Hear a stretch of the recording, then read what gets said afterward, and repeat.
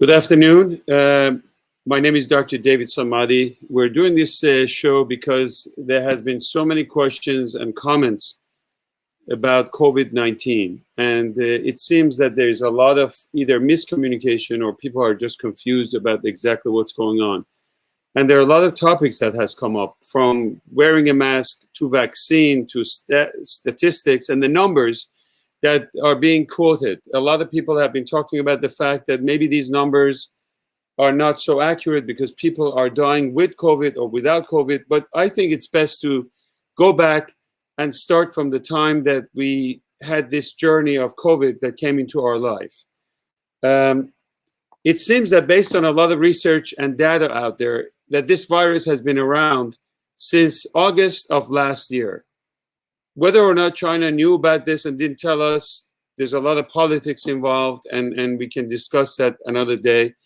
But I think that there has been millions of people that have been exposed with this virus already, and they were not aware.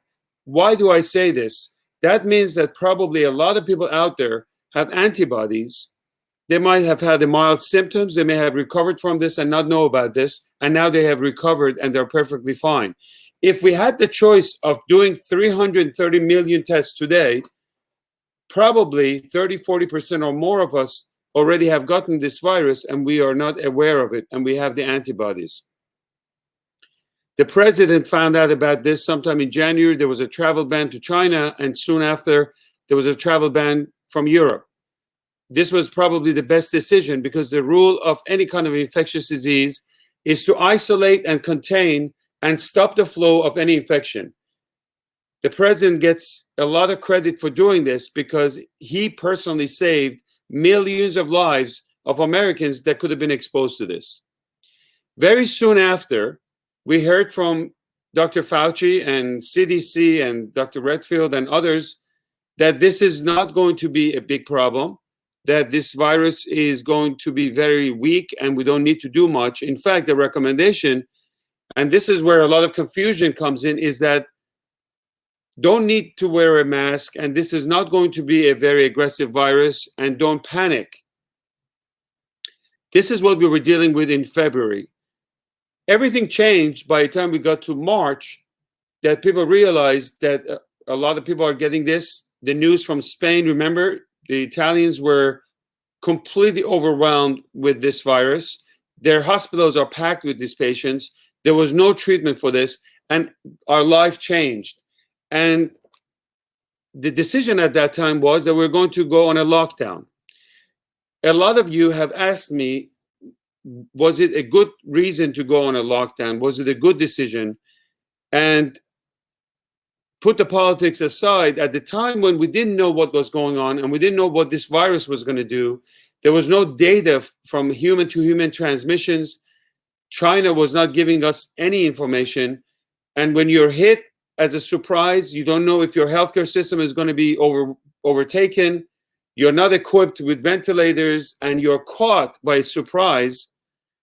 A shutdown to flatten the curve, to give us some time, was a good decision, in my opinion, as a physician. We needed some time to catch up with this virus. Just like I said, I really think it's been around for a long time. And while he was doing all of this contamination, it hits us. It's very important for people to know that the shutdown is not going to be a cure for this virus. It's very important, and I put this on my Twitter many times. The lockdown is not going to make this virus go away. What's going to make this go away is really a herd immunity, because there's no other treatment. We don't have a real cure or real treatment for this. It's very simple, even though in the last 6 months, we've heard a lot from CDC and Dr. Fauci, and I think there's a lot of miscommunication and people are very confused at every level, from testing to wearing a mask to how aggressive this virus is, to number of deaths, to number of increase. And that's why I want to hear from you and be able to answer your questions, and you can send your comments and questions. I'm happy to answer them. We went to lockdown. We got some time. We flattened the curve. America stepped up.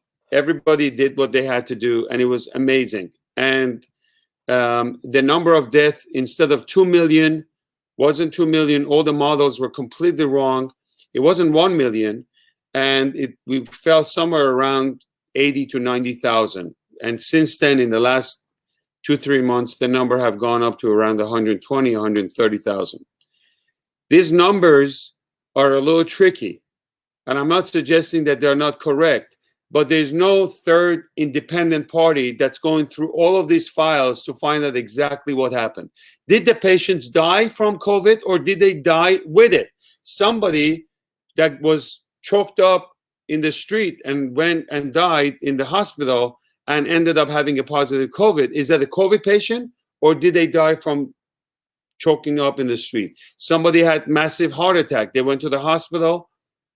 They passed away from a massive heart attack, and they, during the testing, ended up having a positive test for COVID.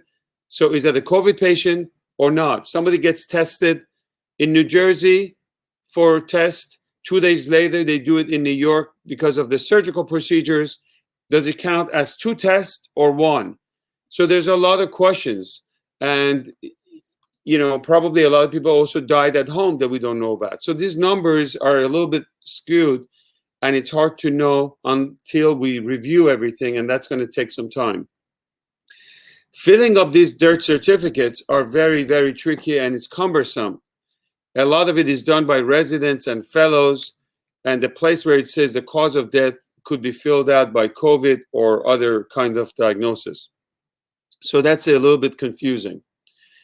Now, when it comes to how to manage this, we spent 3 months to destroy this medication called hydroxychloroquine. Everybody heard about this. And this medication became a political tool because the president thought we have nothing to lose.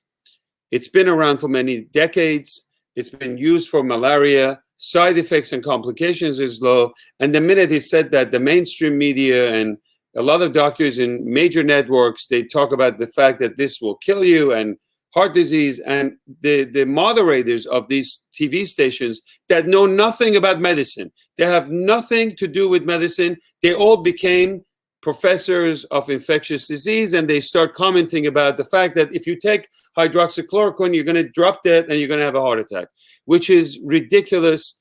And there's no science and facts behind it. And that's the whole purpose of doing this program, is to take the hysteria and the panic away from this pandemia. Because whenever you have pandemic, the first thing is fear. Oh my God. Whenever you have oh my God factor, then as a lot of misinformation comes in, and it can lead to 40 million unemployment. It can lead to anxiety. It can lead to stress. It can lead to opioid addiction. You look at the Washington Post article that shows the opioid consumption has been up 48%. This is a disaster for our country. On top of it, we keep opening up the business, partly, somehow, all of these governors, they have beautiful PowerPoint presentations. There's a big popularity contest is going on. Mayors and governors, everybody's out there talking, and nobody's on the ground really trying to fix this problem, prepare us, get the business back to work safely and soundly, and make sure that people are out there, are healthy and doing it. So the first 3 months, don't wear a mask, and now they're all going after mandatory mask coverage. I know a lot of you don't feel comfortable to wear a mask. I know culturally we're not used to wearing a mask. I know in the Asian countries, they are very comfortable. They can wear it for hours. But I know with the summer humidity, when you wear the mask, it sweats, you can't breathe. People I see wear them on their neck. They put them on their head like their glasses. Managing a mask, even though it may sound easy, as a surgeon, I will tell you that we wear them in the operating room. It's not that difficult, but that's because we're used to it. But for a lot of people out there, it's uncomfortable. But I would recommend, despite all of this, it's a very easy thing to do. Don't think of this on a political way that they're taking your freedom away.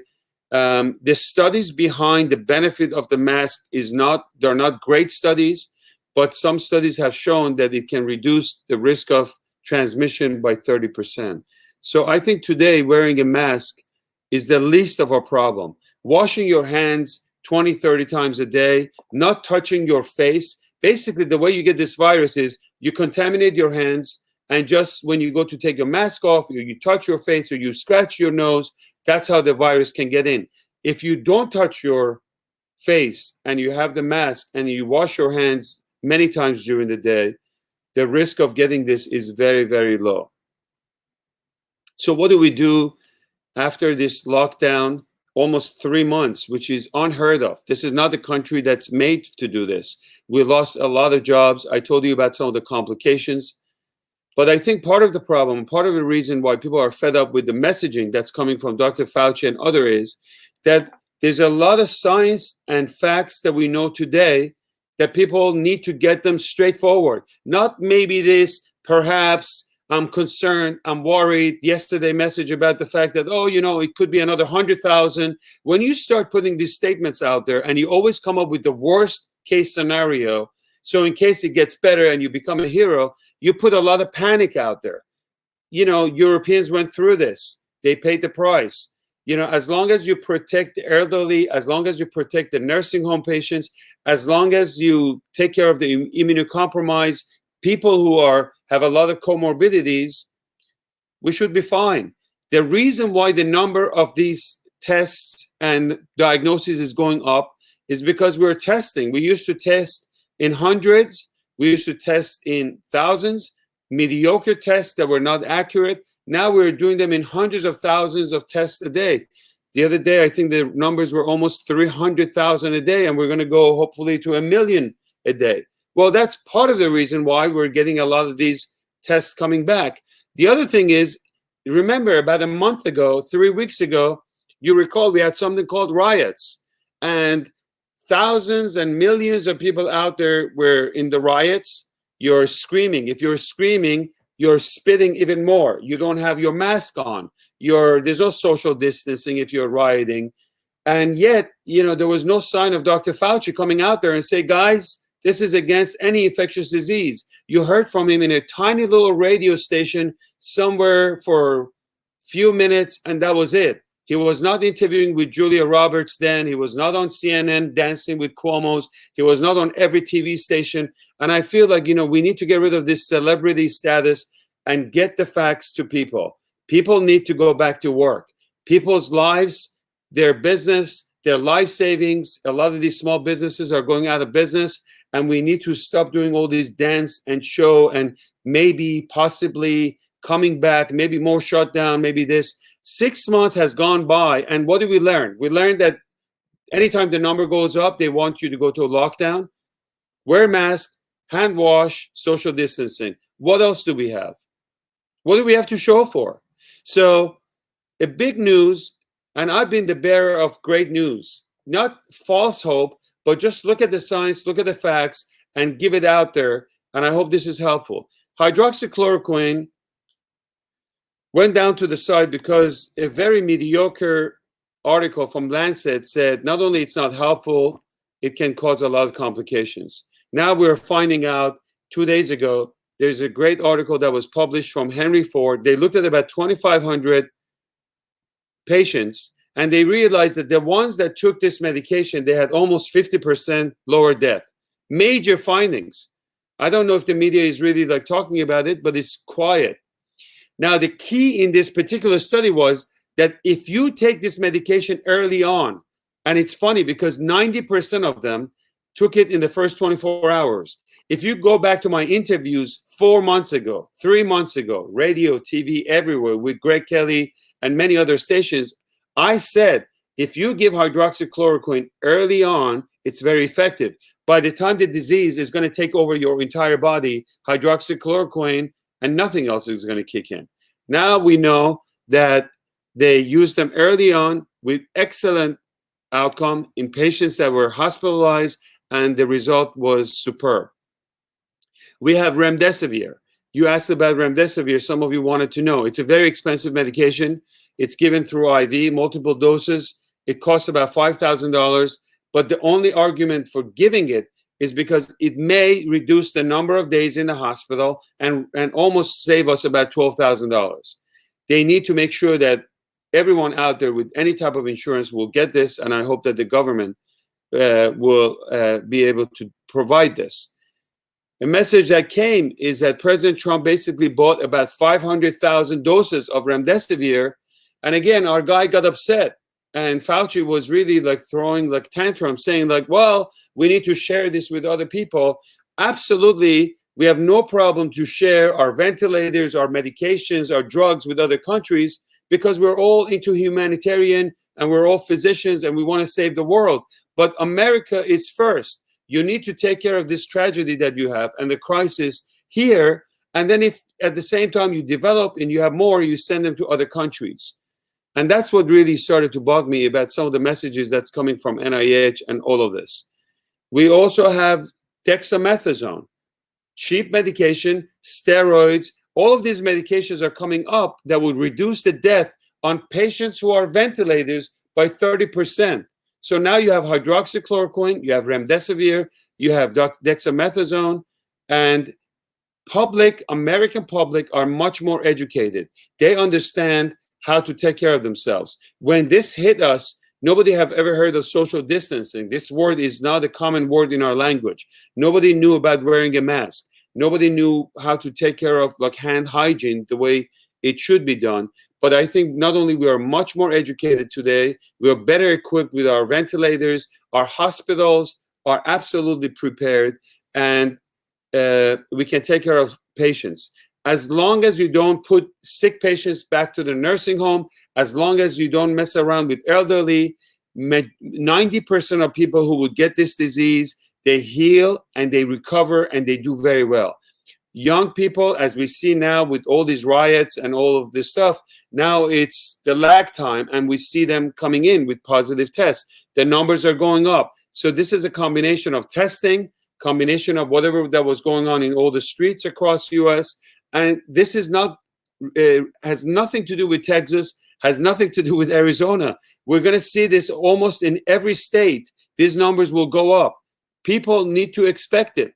Be prepared that these numbers will come up. When you open the economy, people are going to go out there. The virus is still waiting for you, and we will get this. If there would be mutations, most of the mutations from the virus would be hopefully going down, and it seems that from the studies from the Europe, it's losing its steam and its power. When 60 to 70% of our society in America will get this virus, you will build antibodies. This virus cannot go anywhere. And that's the way you're going to take care of this. The option of vaccine, another good news that came from India at least, that by August 15th, they're going to have the vaccine prepared. A lot of uneducated people out there, or people who are into politics, they were throwing, oh, Dr. SAMADI, yes, you're ready for your vaccine from India. I don't need you guys and those people that write those comments to be cute. Let's try to stick together. Democrat, Republican, left, right, we're all Americans. We're only one unit. We're all together in this to defeat this SOB virus, get rid of him so we can get back to our life. Our hospitals have been taking a hit financially. Our healthcare system has taken a hit. Our screening in breast cancer, colon cancer, prostate cancer, and many other cancers have gone down by 90%. People are going to come up with advanced cancers. And when you take all the complication as a result of cancer care, depression, suicide, people losing their business, children not going back to school, the risk now outweighs the benefit. And that's why I don't think the lockdown is the answer. We need to be able to chew and walk at the same time. This is United States of America. We have the best healthcare system in the world. And what I said was for president to get a second opinion. We respect Dr. Fauci. No question that not only he's a great doctor, he's a great politician. He's been around for 4 or 5 decades. He knows how to handle himself. But it's best to get maybe second or third opinion. We have some of the most powerful, smartest people, genius people out there in many different fields. Bring them on board and find out what is the best way to take care of this without bringing the business and the economy and our healthcare and American people to their knees. We cannot afford this. It's already 6 months, and we're still talking about the same exact thing as we spoke about 6 months ago. Wear your mask, hand hygiene, social distancing. Anything else? Do we have anything else to offer to American people besides this? If the studies are showing from Europe, 22 countries, and Rand Paul presented this so great, so well, look at the science and the facts. The risk of children getting this virus is very low. The risk of children from dying from COVID is almost zero. The risk of transmitting this virus to adults is extremely low. So why is he not coming out and committing that we're going to open up our school in the fall? What is the problem? When you don't open up your school, the parents have to stay home. When the parents are staying home, they cannot go to work. This telehealth and working from home and Zoom business, this is a Band-Aid job. This is not the way like our life is. This is not how we're going to live our life. Everybody talks about the new norm. We need to go back to our old norm, the way we were. There was nothing wrong with the way we lived our life. This virus will be gone, but we need to be smart. We need to be wise. We need to demand more from people who are running our public health. We need better information. If the science shows that our children are safe, let's open up the schools. What do you worry about? The teachers? All the teachers are in their 30s and 40s. Those young guys and gals, even if they get this, the risk of any kind of complication is very low. Well, I heard my neighbor who was 35 years old who died. Well, they're always like 1% or less or whatever the data is that you will see anecdotal and people, unfortunately, they're immunocompromised or whatever it is. But that's not the norm. And if you have a 55-year-old teacher who happens to be obese and old and cardiac disease and diabetes, well, maybe that teacher should stay home and take care of the people, kids from home. But for the rest of the country, why are we locking down again? We haven't even started. People haven't paid their rents. I mean, I walk in the streets of Manhattan and it kills me. You know, a month ago in Manhattan, if you go look at the video I posted on Twitter, everything is boarded up. There's no business. And now they're starting to slowly open it up. They were hit by the riots. They broke all their stores. They stole everything that they had. And now maybe it's coming back up again. So the higher the numbers and the more diagnoses we see, with the death numbers going down, the bigger this distance gets between the diagnosis and the death rate, the better it is for herd immunity and people making antibodies. The more you test, the more you're going to find. So my advice to a lot of people, it's 4th of July. It's a special weekend. Absolutely, I recommend to be safe. America needs to be responsible. It doesn't matter what part of politics you are. We need to support our president. We need to support our leaders. We need to support our politicians to do the right thing for the country. We need to stay together and get rid of this virus. We need to open up our country. We will wear the mask. I don't think like mandatory mask is going to do anything. People, Americans are responsible. Hand hygiene is easy. Social distancing is easy. Not only we will come back, we will be much stronger. We will be much bigger, and we would lead to 2021, hopefully with a much stronger economy, safe, healthier. I wish you all happy 4th of July. God bless you all. Any questions you have, I'll stay after the show, and I'm happy to type and respond to you guys. But we're going to continue to post a lot of data that will help you. Don't let panic, hysteria, fear come into our life, to your life. I'm not saying be irresponsible and just go out there. That's not the advice that I'm giving you. We need to use common sense. We need to use sound, science, facts, things that will make sense to us. And we need to stick together. This is not the time to be divided. No matter what color you are, no matter what race you are, no matter what political position you have, the enemy should not be here in America. The enemy is the virus.